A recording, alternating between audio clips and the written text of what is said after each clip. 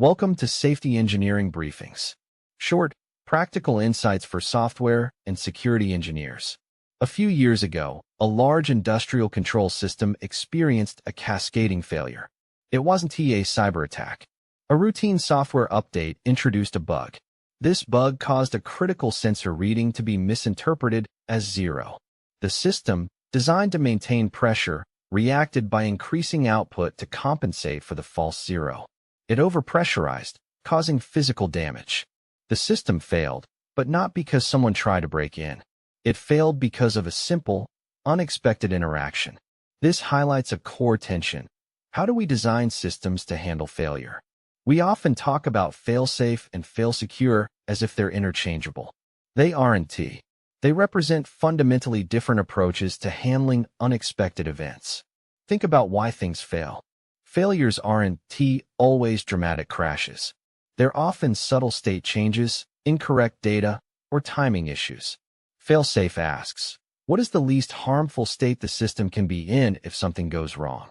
It prioritizes safety above all else. It's about minimizing damage. A classic example is a train's signal defaulting to red. If power is lost, the signal remains red, stopping the train. It's a conservative approach. Fail-secure, on the other hand, asks, what is the least harmful state from a security perspective? It prioritizes maintaining confidentiality, integrity, and availability, even during a failure. It assumes someone might be actively trying to exploit the failure.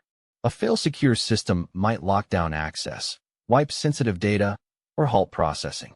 The key difference is the threat model. Fail-safe assumes internal errors. Fail-secure assumes external attacks or malicious internal actors. A common misconception is that you can always have both. You can't. They're often mutually exclusive. If you prioritize immediate safety, you might open a security vulnerability. If you prioritize security, you might create a dangerous physical state.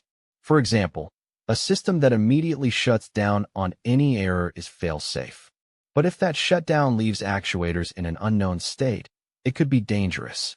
A system that attempts to securely log the error before shutting down might be more secure, but introduces a delay that could worsen the initial problem. The trade-off is always about acceptable risk. You need to understand how your system can fail and what the consequences are. Consider a distributed database system handling financial transactions. Let us say it uses replication for high availability. A common failure mode is a network partition, a split-brain scenario where two parts of the cluster can't communicate. A fail-safe approach might be to halt all writes during a partition. This prevents inconsistent data, but it also halts all transactions. Customers can't access their accounts. A fail-secure approach might involve a quorum-based system. Only the partition with a majority of nodes can continue processing writes. This maintains data integrity, but it introduces the risk of the minority partition continuing to operate with stale data if the quorum calculation is flawed. In a real production incident at a fintech company I worked with, a misconfigured network firewall caused a partition. The system was designed to be fail-secure, using a quorum. However, a subtle bug in the quorum calculation logic allowed the minority partition to continue processing transactions, resulting in duplicate charges for some customers. The financial loss was significant.